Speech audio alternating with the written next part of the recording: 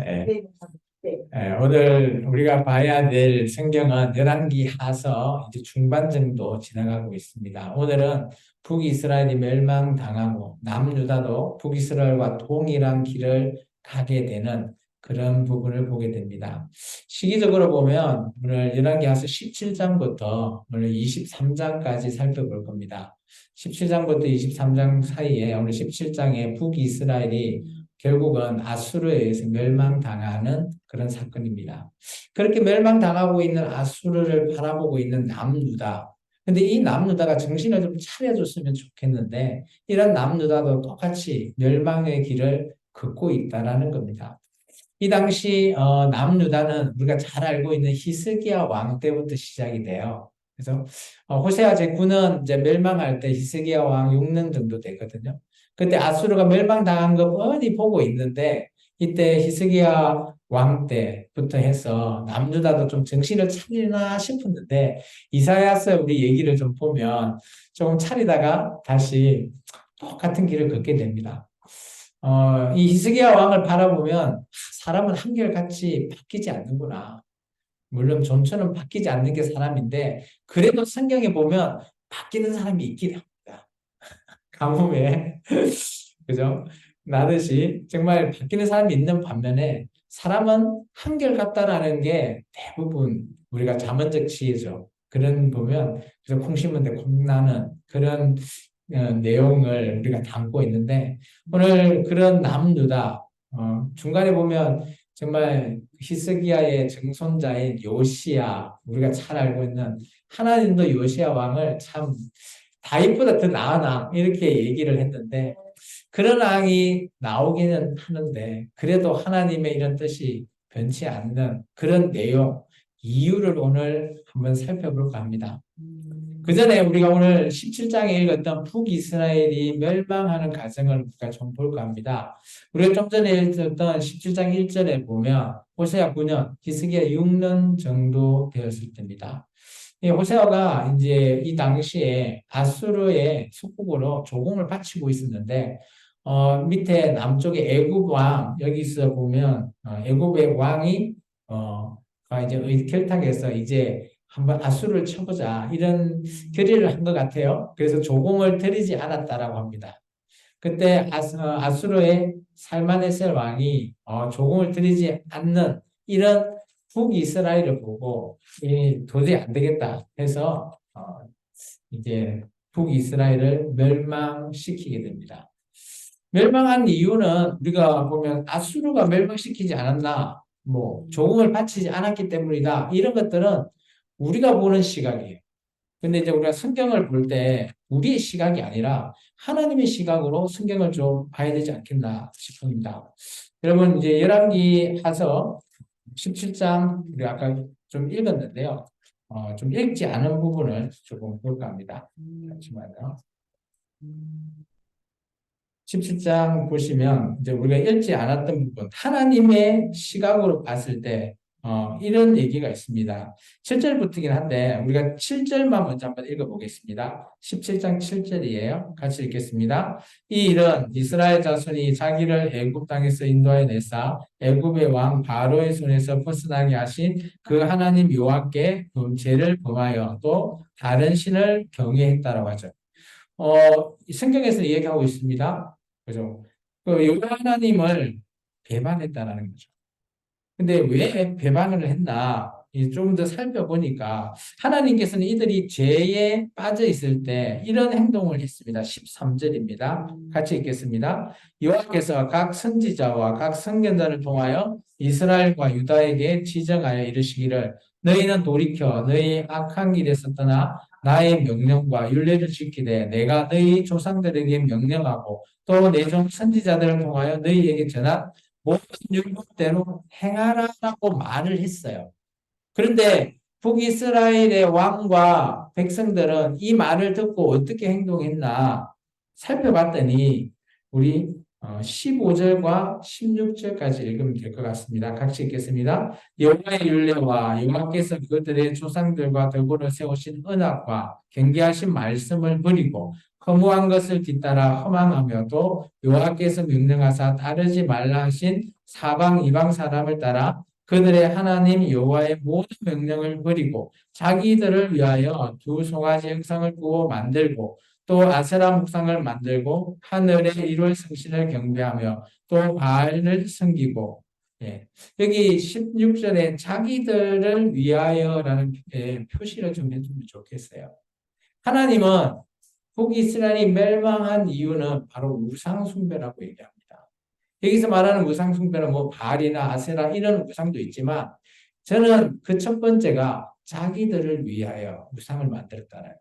저는 여기 이제 줄을 좀 넣고 표시를 하면 북이스라엘이 멸망한 이유가 선명하게 나온다는 겁니다. 근데 자기들을 위해서 만들었기 때문에 하나님에 대한 율법이 전혀 준수되지 않은 거예요.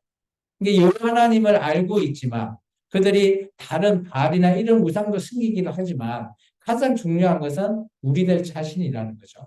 우리들 자신이 하나님을 경외하고 사랑하는 마음이 있다면 당연히 그 율법을 지키고 계명을 따르겠죠.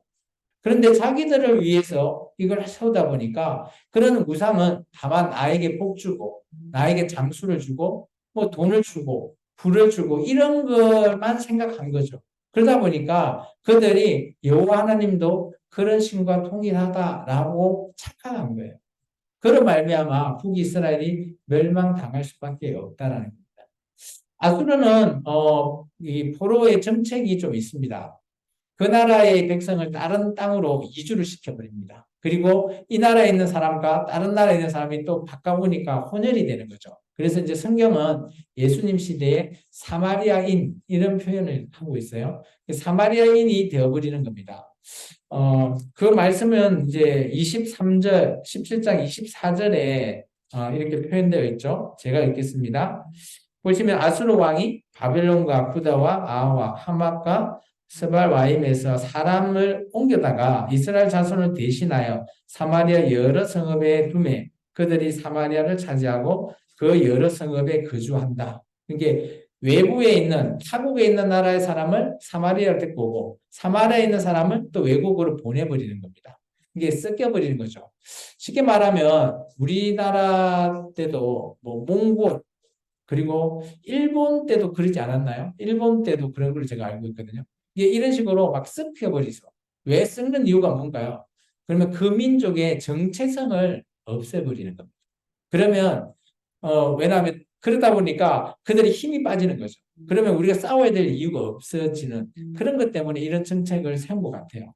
근데 이렇게 살게만 했나? 또 그것도 아니에요. 34절, 33절에 한번 봐보시면 종교도 섞어버립니다. 같이 읽겠습니다. 이와 같이 그들이 여호와도 경외하고 또한 어디에서부터 옮겨왔든지 그 민족의 풍습대로 자기의 신들을 섬겼다. 저는 이 33절을 좀 체크를 좀 해놓으면 좋겠어요. 별 한 5개. 왜 그럴까요? 왜냐하면 잘 보십시오. 여호와도 경외하고 다른 신도 섬겼다.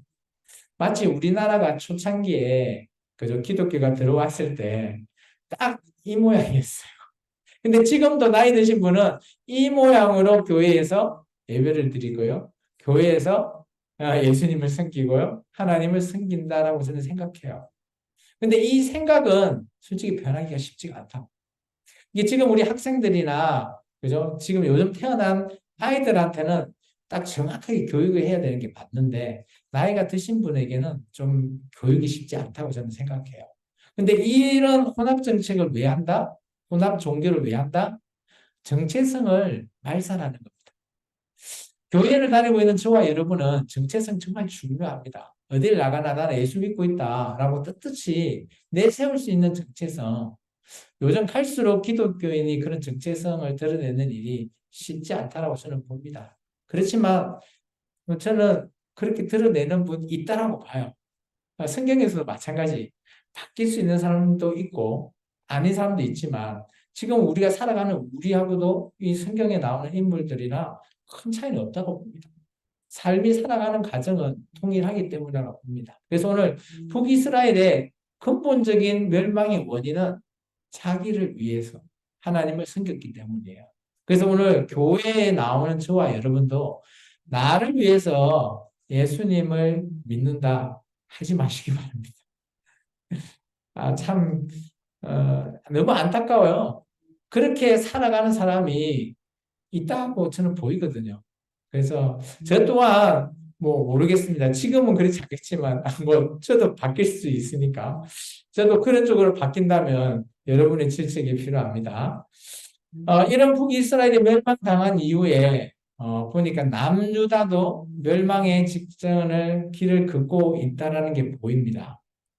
우리 히스기야 왕 18장에서 20장은 히스기야 왕의 공과 과를 표현하고 있어요. 이건 우리가 지난번 이사야 때 이사야서를 통해서 조금 살펴봤기 때문에 오늘 좀 간단하게 합니다. 오늘 18장에 보면 이제 아수르가 북이스라엘 멸망시키고 난 이후에 이제 밑에 있는 나라 남유다를 먹으러 온 거예요. 그 성을 삥 둘러쌌단 말입니다. 둘러싸고 이제 얼른 항복해라 라고 하고 있는 그런 부분이 18장부터입니다. 18장, 19장. 그러면서 이제 사절단을 보냈죠. 항복해라. 근데 그때 히스기야가 그 사절단이 가져간 문서를 가지고 하나님 성전 앞에서 탁 내두고 기도를 하잖아요. 그때 이제 하나님께서 하루아침에 18만 5천 명 아수르군을 전멸시킵니다. 그리고 나서 승리와 더불어 히스기야 왕에게 불행이 닥치죠. 이 앞부분은 히스기야의 공입니다. 근데 히스기야가 병들고 난 이후에 그죠? 하나님 앞에 이런 모습을 얘기했을 때 그 당시 적은 그 당시 아수르의 속국이었던 바벨론이라고 하는 나라에서 사절단을 보내요. 근데 이 바벨론의 사절단은 처음에 이 히스기야 왕이 병들었다고 들어서 이 사절단을 보낸 게 아니라 동맹을 맺어서 아수르를 물리칩시다 이런 계획이었던 것 같아요. 그런데 오니까 하루아침에 아수르 군대가 다 죽고 그 아수르 왕도 자기 나라 가서는 죽고 그러거든요. 그런데 그러다 보니까 이제 동맹을 맺으러 왔다가 아수르가 없어져 버리니까 이거 돌아가야 되나라고 할 때 때마침 히스기야 왕이 병이 들었다는 소식을 듣고 바꾸는 거죠. 우리는 이제 히스기야 병문안 간다. 이렇게 바꿔서 간 거죠. 가서 위로해주고 하다 보니까 히스기야 왕이 그 나라 남유다에 있는 모든 것들을 다 보여줘 버린 거죠. 이때 이제 우리가 잘 알고 있는 이사야 선지자가 나와서 히스기야 왕한테 물어보잖아요. 혹시 바벨론한테 어떤 것까지 보여준다? 모든 거 다 보여준대. 참, 이런 거 보면 우리도 좀 배울 거 있죠. 그죠? 아무리, 히스기야 왕은 저는 좀 착한 사람이라고 보여져요. 그죠? 근데 이제 착한다고, 하나님 앞에 참, 우리가 제대로 쓰임 받나, 뭐, 이런 부분은 좀 다르다고 봐요. 사람은 우리는 착해야 되는 걸 맞는데요. 그래도 우리가 가릴 것은 또 히스기야 보면 모든 걸 오픈하는 것, 이런 것들은 좀 차별을 둬야 되지 않나 그런 생각도 좀 들더라고요. 저는 히스기야 이 과를 늘 생각하다 보면 그런 생각은 좀 듭니다. 그리고 나서 오늘 히스기야가 15년이라고 하는 하나님 앞에 생명을 얻고 나서 그리고 나서 자기 아내를 내쫓았다가 그죠? 다시 부르죠. 그리고 나서 그 자기 아내 헵시바와 함께 해서 아들을 낳죠. 그 아들이 바로 므낫세 왕입니다. 하나님께서 진노의 원인으로 얘기하는 왕이 바로 므낫세 왕이죠. 이 므낫세 왕에 대한 것은 우리가 이제 조금 읽어볼 필요가 있어요. 우리 열왕기하서 21장 한번 가보시겠습니까? 7절입니다. 여러 가지가 있는데 7절 때문에 하나님께서 가장 큰 진노를 내리셨다고 봅니다. 7절 내용 같이 읽겠습니다. 또 자기가 만든 아로색인 아세라 목성을 성전에 세웠더라. 옛적에 여호와께서 이 성전에 대하여 다윗과 그의 아들 솔로몬에게 이르시기를 내가 이스라엘의 모든 지파 중에 택한 이 성전과 예루살렘이 내 이름을 영원히 둘지라. 영원히 둬야 되는 그 성전에 하나님만 계셔야 될 그곳에 아세라라고 하는 우상의 목상을 번듯이 세워놓은 거죠. 이것을 우리가 이제 성경에는 이렇게 얘기하고 있습니다. 멸망에 가증한 것. 이게 어디에 나오는가 하면 다니엘서에 나중에 나옵니다. 그래서 이거가 이제 시발점이 되어서 남유다가 힘들어지죠. 근데 놀라운 거는 히스기야 왕보다 자기 아들 므낫세가 더 오랫동안 왕으로 살고 있습니다. 거의 뭐 한 50년 이상, 50 몇 년이었죠? 80년이었나요? 55년이었나요? 예. 자기 아버지보다 더 오랜 집권을 하죠. 이런 거 보면 참 악한 사람은 잘 죽지도 않는다. 그렇게 우스갯소리로 얘기하시는 분도 계시더라고요. 어쨌든 간에, 그리고 나서 그의 아들인 요시아라고 하는 아들이 또 등장하죠. 우리가 성경을 보면 우리가 믿음을 유산으로 물려줘야 된다. 이런 거에 적용될 모범은 저는 아브람 가족을 저는 생각해요. 아브람, 이삭, 그죠? 야곱, 요셉 이런 부분을 우리가 믿음의 가족으로 볼 수 있는데 오늘 놀라운 거는 다 그렇지 않다는 거예요. 믿음이 있어도. 히스기야가 저는 믿음이 있다고 보거든요. 근데 그 아들 므낫세는 완전 행편이 없죠. 근데 또 놀라운 거는 그의 손자 요시아는 믿음이 어마어마하게 또 좋은 거예요.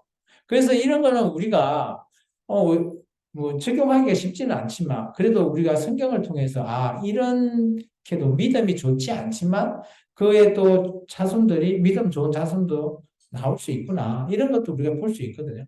오늘 요시야 왕이 왜 그런가 하면 하나님께서 요시야 왕이 개혁을 하게 되는데 개혁의 이게 시발점도 참 좀 우스워요. 왜냐하면 성전을 보수공사하려고 시켰다가 책을 하나 발견하거든요. 그 책이 이제 신명기서라고 보통 얘기하는데 그래서 hil기야라고 하는 그죠? 이 제사장이 이제 그걸 찾아서 사반이라고 하는 그걸 통해서 사반에게 왕에게 이 책을 읽게 하죠. 그 책을 듣고 나서 요시야 왕이 그죠?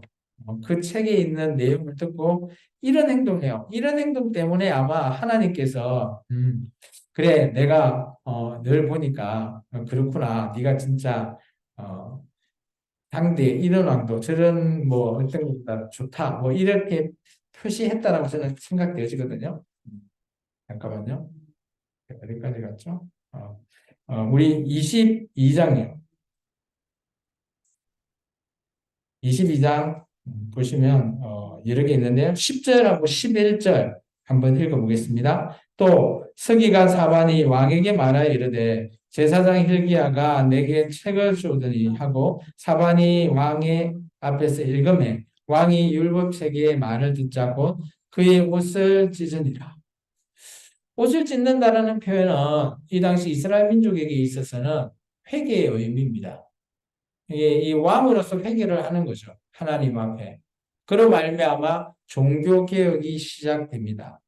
그리고 이제 아마 이 요시야 왕이 이렇게 하나님 보시기에 정직한 왕으로 서게 된 이유는 14절에 보면 여선지자 쿨다라고 하는 사람이 등장하거든요.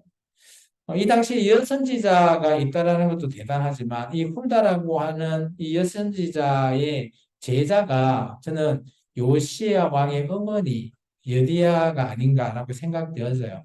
이게 남유다는 어머니 영향을 많이 받거든요.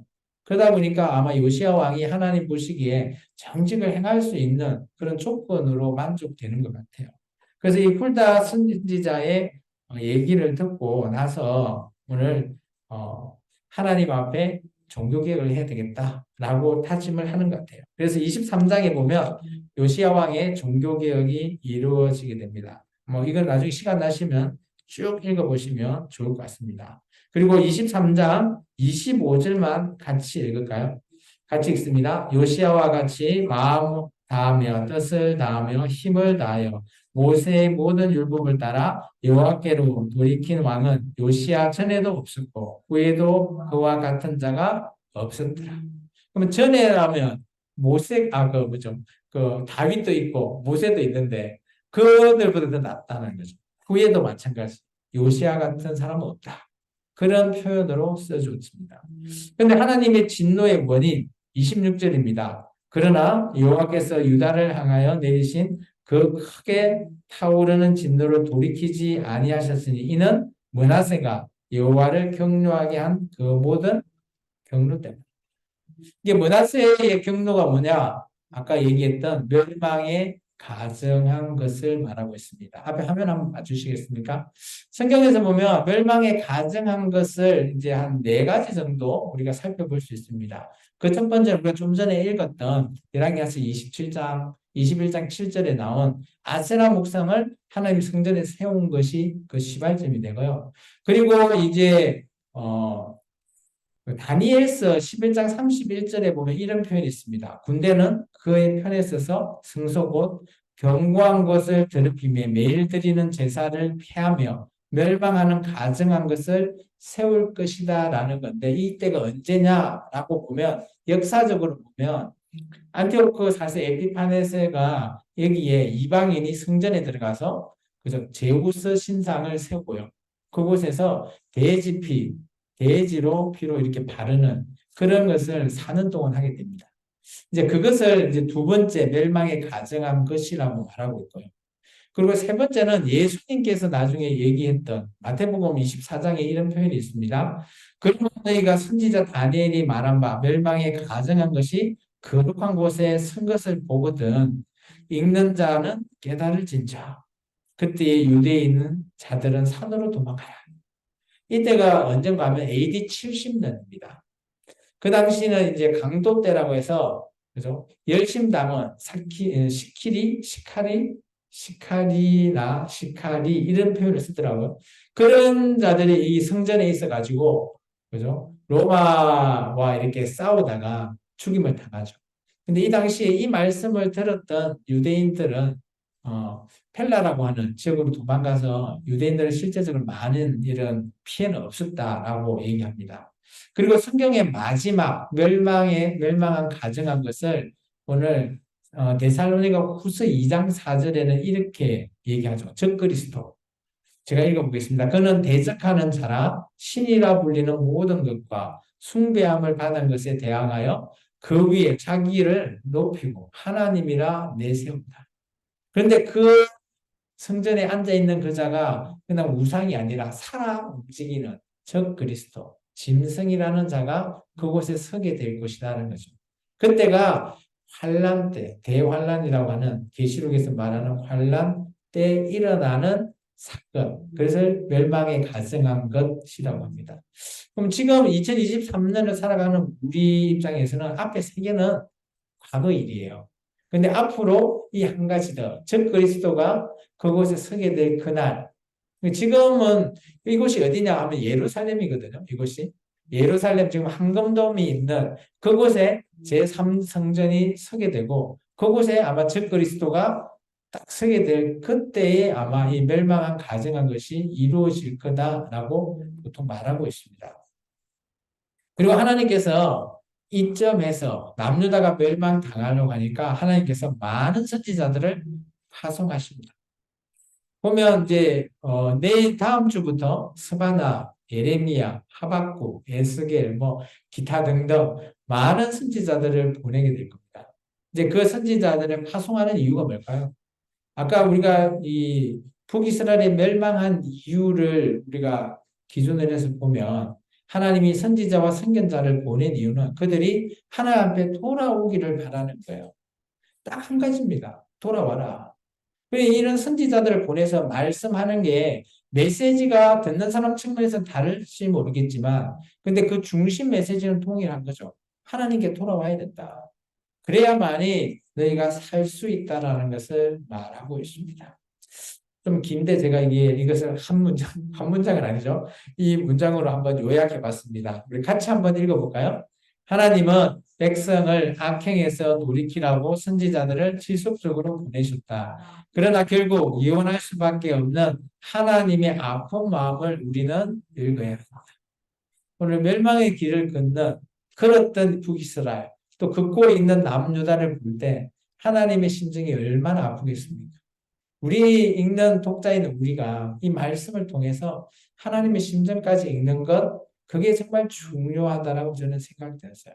그래야 우리가 하나님을 제대로 아는 것이다라고 여겨집니다.